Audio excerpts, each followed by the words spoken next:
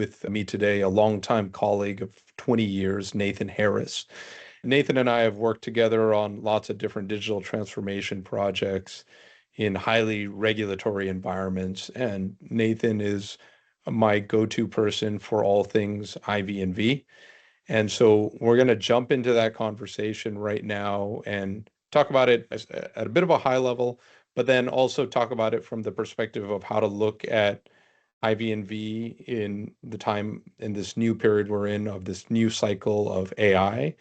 And so I'm really looking forward to jumping into this discussion.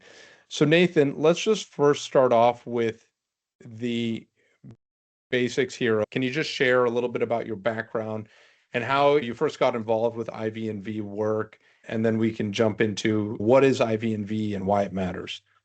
Sure. I've been doing public sector consulting for about 20 years, like you said, primarily focused on the technology space in terms of helping do strategic roadmaps, implementing ERP solutions, doing the typical future state requirements and putting together requirements gathering so they can go out and procure whatever application they were looking to do. In that space, over the last 15 years, I've also been doing a lot of IV&V projects. So IV&V is independent validation and verification. And so when entities would like to implement PeopleSoft or Workday or Salesforce, they contract, they get an external vendor to come in. They don't have the expertise or industry knowledge of whether the project's going correctly or whether the vendor they've brought in is have their best interest in mind or if there's any gaps that they're missing. And so separately, they'll contract for an IV&V vendor whose job is to come in and make sure that there's no gaps in the process, that things aren't slipping through the cracks. And we can go into more detail on that. I got started in that in 2010 at the MTA. They were in the process of implementing an upgrade to their PeopleSoft environment, which touched all of their human capital management, financial systems, and pension. And they had brought in an implementation vendor to conduct the upgrade from 8.5, I think, or 8.4 to 9.2 in terms of just upgrading like for like. It was a pretty big transition in terms of the difference between 8.5 and 9.2.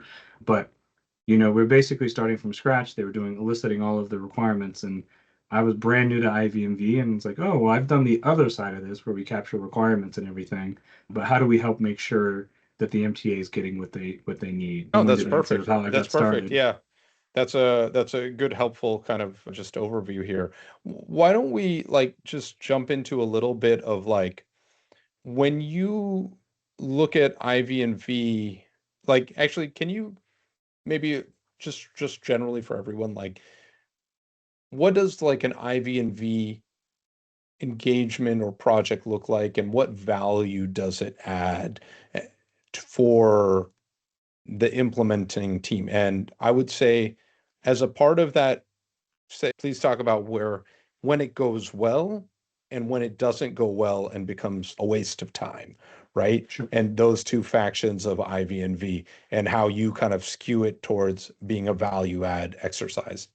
Sure. So I usually segment IV&V into two buckets. One is the ex post facto review type of IV&V work where we finished a phase, they go through and they look through the document or they look through whatever to see if anything was missed and they flag and they go away and they write a report and quarterly they check in or whatever it is, document findings to say, oh, these requirements were missed or this process wasn't captured properly, but the documentation comes so late that it's not effective for actually writing a live project.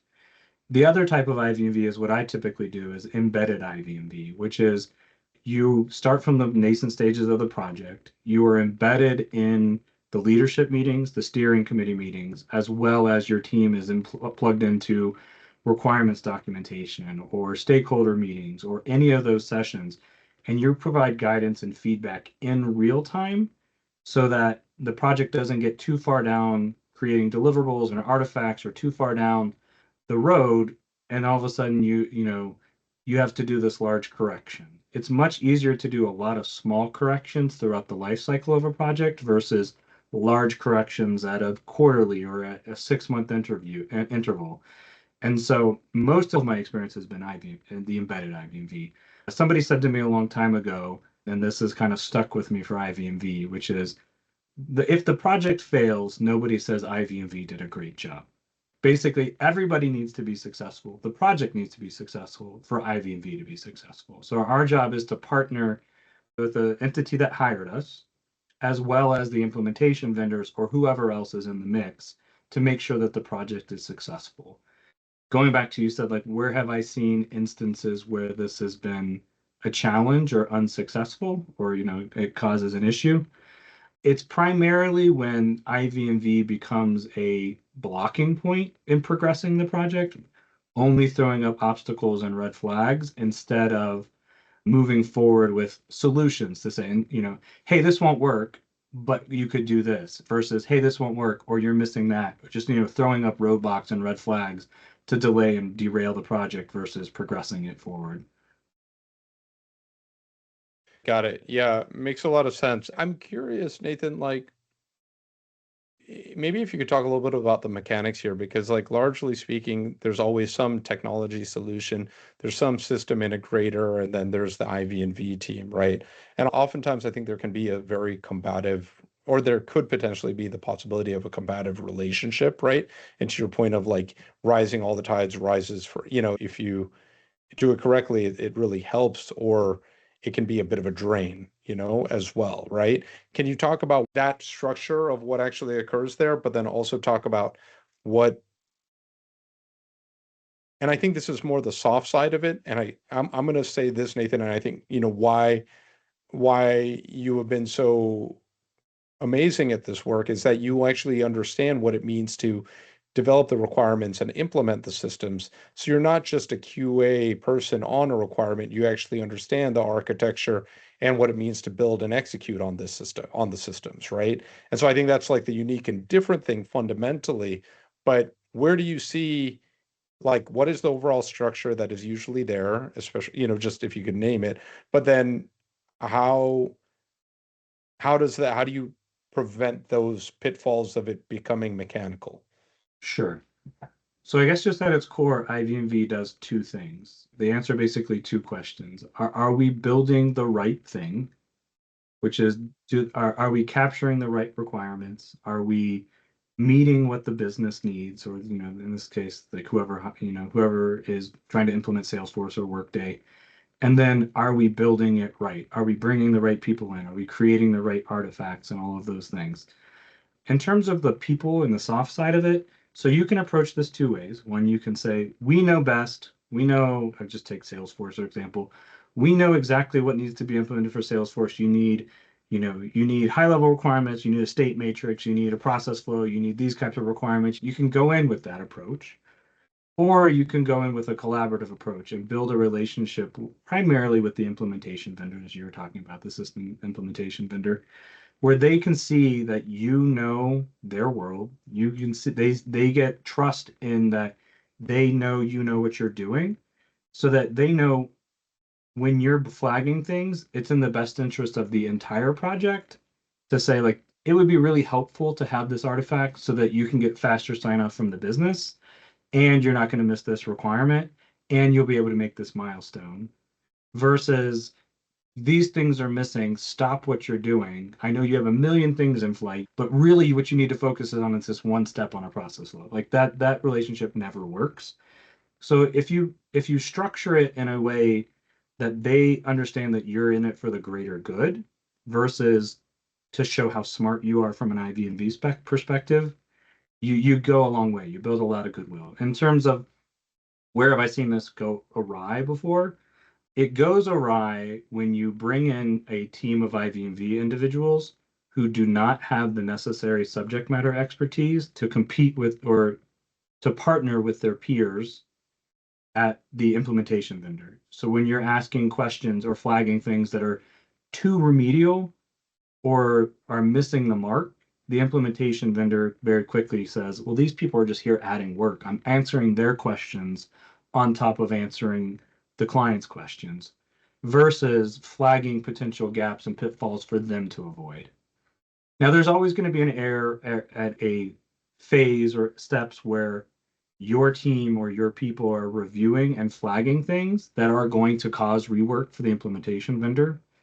Those things can cause strife, but as long as they understand that you're coming at it with, we want everybody to succeed, then I've had success with that operating model. Gosh, there's a lot of wisdom, I think, in what you're saying, Nathan, because like one, what I'm hearing is the progress on the projects is it's like progress moves at the speed of trust.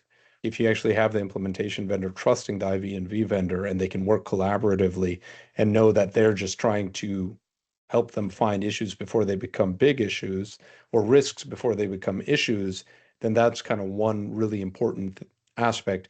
The other thing that comes up for me is this idea of subject matter expertise and I think one could break that up into two different buckets. One is subject matter expertise in what the institutional organization actually does day to day. The other is in actually the software. And I think the other, and let me know if you agree with this, is actually on just technology in general, right? Of like architecture and how you're building something such that it meets the long-term guiding principles of having a stable system that can integrate and work well in the larger, longer-term roadmap of the organization. I would add a fourth category, which is just Huh. project management. Yeah, Because that's a good point. sometimes some implementation vendors are rock stars in their technology, but poor at OCM and poor at project Uh-huh. management and poor at communicating what milestones are coming up and involving the right people. Such a great point. Such a great point. I think that's an understated aspect of this. It's like if you don't actually know what it is to implement this stuff, you're probably not going to also be good at this IV&V work because the job is to get it done, right? Now, let me ask this, Nathan. As we work together and we're, a small independent consulting firm. Do you think that that plays an outside role of adding value in this space? And I'm going to say it from this perspective. I think that, one of the things you mentioned was that you don't want to just be trying to find issues for the sake of finding issues. And I have seen IV&V projects get into that where it's actually feels like more of a turf war to show which is the better consulting firm to get the project done. But from our conversation here, I don't think that has ever happened for, at least in any of the engagements you've been a part of. Do you think that's because you fundamentally take an independent and agnostic point of view?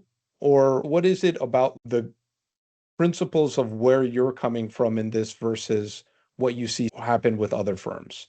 Sure. Yeah, I think we put the IV&V work first and foremost. Yeah. I think what you're seeing on other engagements where there's potential add-on work or potential Yes. post-go implementation work. So, for example, vendor A is doing the implementation, consulting firm B is doing the IV&V, but consulting firm B also has a branch of their company that does the implementation Yes. work. Yes. So they want to show throughout that they know the product and that they can do what the existing vendor can do. And then when some sort of post go live support goes on or continuation RFP comes out, they want to be able to bid on that. And so they want to show that they have the quals throughout the project to do that. And Yes. we typically don't look to do that continued support model. And so that kind of makes us say, like, let's just focus on getting to go live successfully. And then after that, it's whichever vehicle or whoever you want to maintain it, if you're maintaining it internally, externally. But we've proven throughout that we know how to do it, but we're not worried about that add-on work. Sure, sure. Yeah, I see that. I see that. It's fascinating to me, and I think the reason I bring this up is that incentives matter, right? And independent, let's say tech agnostic and almost like, you know, has a role to play in this that's probably a bit more outsized than I think other that it's easy to see because incentives mean that you're doing the work with a certain intention and focus.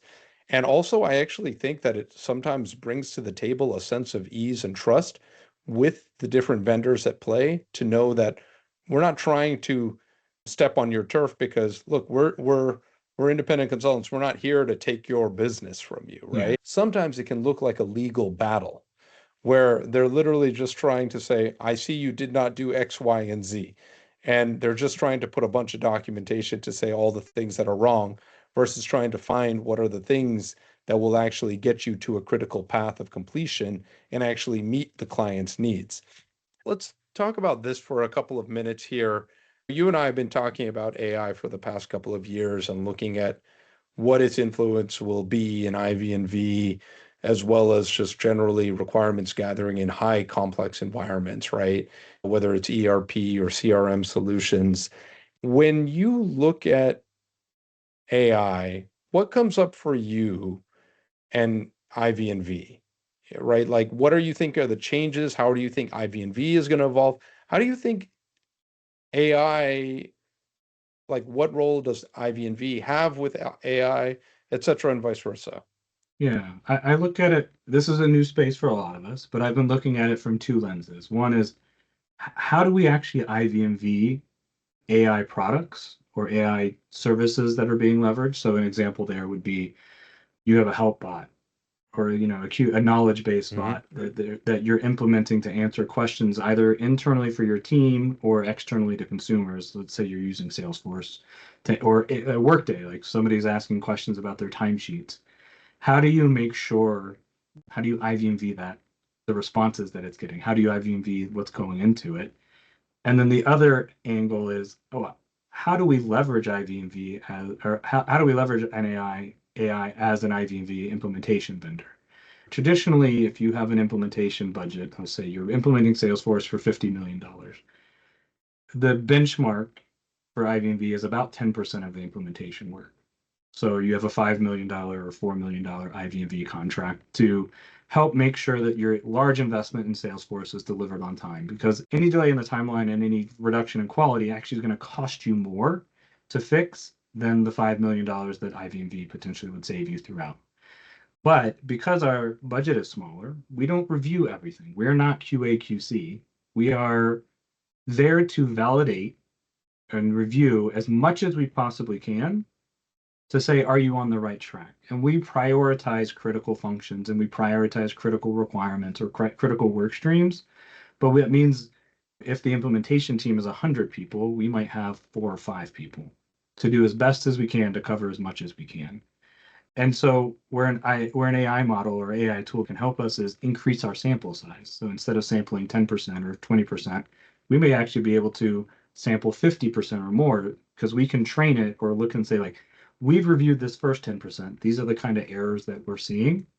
These requirements are missing personas, or hey, these critical steps are missing, or the job codes that they're using don't actually exist in the system, like flagging those kinds of things, and then having it do a deeper dive on the remaining test scripts. So let's say that I'm doing a project right now that has 5,000 test scripts that need to be executed and reviewed in roughly, it needs to be reviewed in roughly 2 months and executed in 6 months.